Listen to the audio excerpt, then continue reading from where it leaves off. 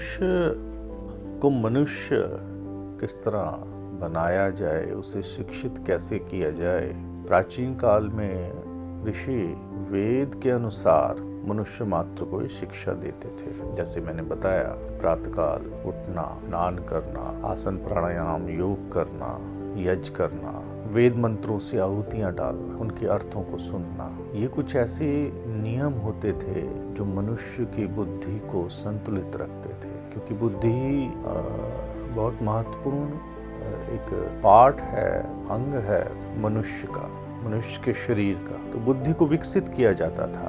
बुद्धि से ही हम संसार को डील करते हैं। तो बुद्धि की जो उपासना है वह वेद में है, याम मेधाम देव गणः पितरः उपासते। उन देवों ने और पितरों ने याम मेधाम मेधा उपासते उपासना की है, बुद्धि की उपासना की है। वेद ये कहता है कि बुद्धि की उपासना करो। गायत्री मंत्र भी यही कह रहा है, धियो यो न प्रचोदयात् प्रचोदयातः।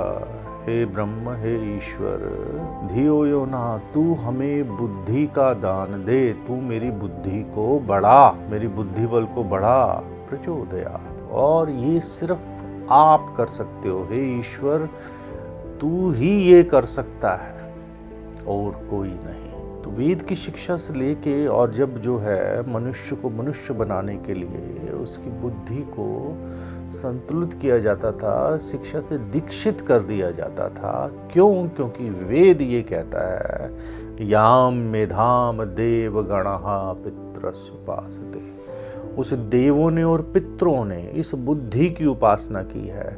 तो हमें ये देखना पड़ेगा और हमें ऐसे प्रमाण है कि जब हम बुद्धि के उपासक थे तो हमने किस चीज़ का निर्माण किया। अगर हम प्रमाण की बात करें तो अगर हम सिंधु घाटी सभ्यता को देखें, हड़प्पा मोहनजोदड़ो को देखें, तो वो लोग थे जो बुद्धि के उपासक थे। उन्होंने उस समय जिन जिन चीज़ों का आविष्कार किया, आज भी वह चीज़ें दुर्लभ है। अगर मैं ड्रेन सिस्टम की बात करूं, सिंधु घाटी का जो ड्रेन सिस्टम है आज भी वैसा शायद विकसित नहीं कर पाया मॉडर्न संसार। और उस वक्त जो है व्यापार करने के लिए जैसे कि बाट होते थे, निशान होते थे, मोहरे होती थी, किस तरह से व्यापार किया जाए, कितना उस पर टैक्स लगाया जाए, ये सारी चीज़ें थी। उन्होंने अपने नगर जिस तरह से बनाए थे वह बहुत विकसित समाज को दर्शाते हैं। आज ये ज़रूर है कि संसार ने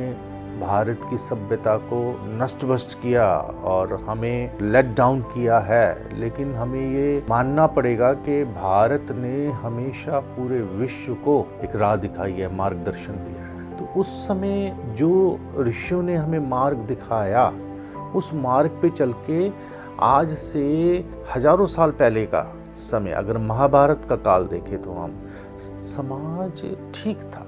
लेकिन जब वह ऋषियों की परंपरा इस भारत से हटी महाभारत के युद्ध के बाद, तो हम लेट डाउन होते चले। आज भी अगर मैं ऐसा सोचता हूँ, विचार करता हूँ कि अगर मनुष्य जो है वैदिक काल की शिक्षाओं पे चले, वेद के अनुसार चले, तो समाज जो है बहुत खुशहाल हो सकता है। मतलब अगर जो पूरा विश्व ये हमारी भारतीय संस्कृति को अपनाए और ये ना सोचे कि ये भारतीय जो संस्कृति है ये कोई सांप्रदायिक है, मत है, कोई मतांतर है, और उससे ऊपर उठ के सोचे, तो भारतीय संस्कृति तो सबको मार्ग दिखा रही है। इसमें कहाँ सांप्रदायिकता है? विश्वानि देव सवितर दुरितानि परासु। हे ईश्वर, तू मेरी बुराइयों को दूर कर दे और मुझे अच्छाइयों को दे दे। तो ये तो अगर कोई दूसरे संप्रदाय का व्यक्ति अगर इस मंत्र को पढ़ेगा तो उसको लगेगा कि ये तो मेरे लिए कहा जा रहा है।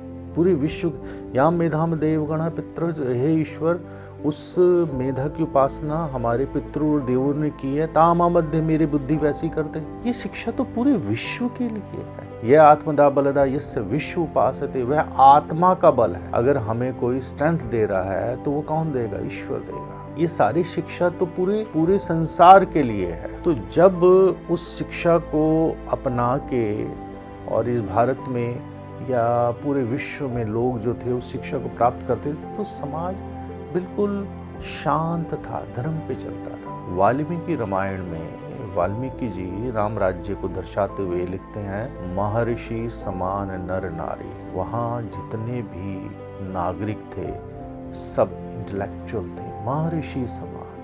उनका व्यवहार जो था वो बहुत एजुकेटेड था। और वो ये लिखते हैं कि राम के राज्य में 3 तरह के ताप नहीं थे, आधिभौतिक, आध्यात्मिक और दैविक। कोई भी व्यक्ति, महाभारत में ये वर्णन आता है राम राज्य का, कि राम के राज्य में किसी की जल में डूबने से मृत्यु नहीं होती थी, जलने से मृत्यु नहीं होती थी। ऐसा कोई भी नहीं था। जो पुत्र पहले चला गया और पिता बाद में, 100 वर्ष की आयु होती थी और सब जो थे अपनी आयु के अनुसार ही जाते थे। बहुत धन्य धान्य बहुत था। ये जो समाज था, ऐसा नहीं है कि कोई जादू टोना था, नहीं, मैनेजमेंट था, वो सारा मैनेजमेंट था। अगर हम यज्ञ को ये ना सोचें कि ये कोई सांप्रदाय के साथ है, अगर हम ये सोचें कि यज्ञ करने से वायुमंडल शुद्ध होता है, हमारा स्वास्थ्य अच्छा रहता है, तो वो सबके लिए बहुत अच्छा है। वो योग को जैसे आजकल फैलाया जा रहा है, जून के महीने में पूरे विश्व योग को करता है,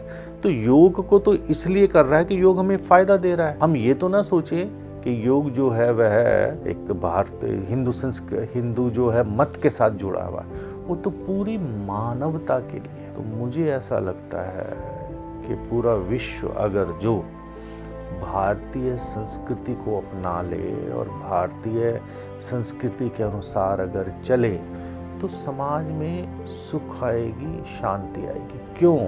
क्योंकि इस वक्त सबसे ज़्यादा, मैं कभी कभी बोलता हूँ, विचार भी करता हूँ कि शिक्षा की ज़रूरत मनुष्य को है। मनुष्य को शिक्षा की ज़रूरत है। हमें चींटियों को नहीं सिखाना है, हमें पशु पक्षियों को नहीं सिखाना, वृक्षों को नहीं सिखाना है हमें कि वो कैसा व्यवहार करें। हमें मनुष्य को ज्ञान देना है। क्यों? क्योंकि मनुष्य इस पूरे ब्रह्मांड को प्रभावित कर रहा है। अगर हम ये देखें कि इंग्लैंड में औद्योगिक क्रांति को हुए अभी 200 वर्ष हुए हैं, लेकिन इन 200 वर्षों में मनुष्य ने कितना डिस्ट्रॉय कर दिया है, कितना नुकसान पहुंचा दिया है पर्यावरण को है, एनवायरनमेंट है, ये सारा। और यहाँ ही नहीं, अंतरिक्ष तक में कितना कचरा फैला दिया है। ये क्या हो रहा है? ये कैसी तरक्की है? ओजोन परत को जो है उसमें नुकसान पहुँच रहा है। पृथ्वी का जो टेम्परेचर है वो बढ़ रहा है। पिछले 100 वर्षों में तो बहुत ज़्यादा हुआ है। तो ये कैसी तरक्की है जो हमें मानव को मिटाने की तरफ जा रही है? तो मानव को मानव कौन बनाएगा? उसके लिए एक ऐसी शिक्षा की ज़रूरत है जो उसकी बुद्धि को कंट्रोल कर सके। और वह शिक्षा भारतीय दर्शन शास्त्र के अलावा कहीं नहीं हो सकती, भारतीय संस्कृति के अलावा कहीं नहीं हो सकती। और वह शिक्षा वेद, शास्त्र, उपनिषदों के अलावा कहीं नहीं हो सकती।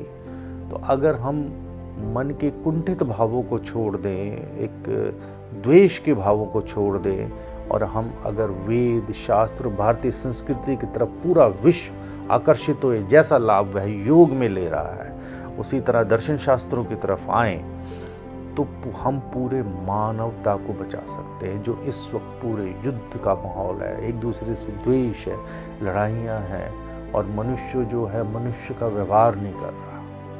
तो मुझे ऐसा लगता है कि अगर जो हम भारतीय संस्कृति को अपनाएं, जो वेद, शास्त्र, उपनिषदों में शिक्षा है, तो हम मनुष्य को मनुष्य बना सकते हैं।